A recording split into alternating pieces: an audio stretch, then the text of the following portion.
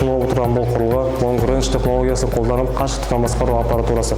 Яғни бұл құрылғының басты мақсаты адамдардың жұмыс күшін азайту, яғни қашықтықтан басқару үшін қолданылады.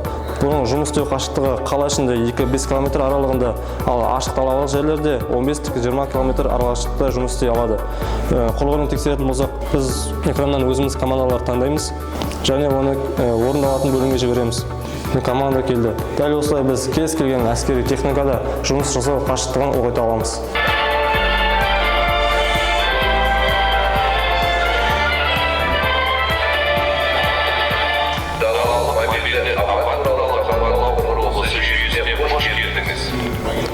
Яғни бұл жерде әскери командалар көрсетілген, жиын, дабыл, жауынгерлік дабыл және тоқтат, және төтенше жағдайлар кезінде SOS командасы қарастырылған, және бұл жерде иерархиялық басқару жүйесі қарастырылған.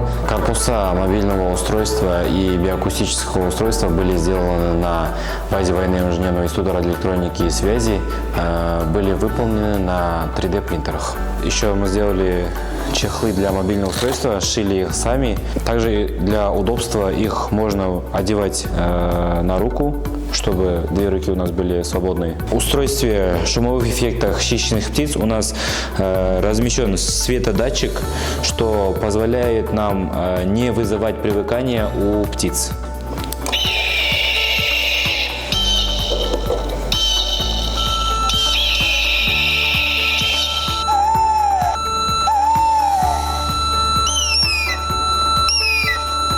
В рамках работы кружка военного научного общества курсанты, помимо занятий, активно участвуют в научных разработках. Данные работы были представлены как на республиканских, так и на международных конкурсах.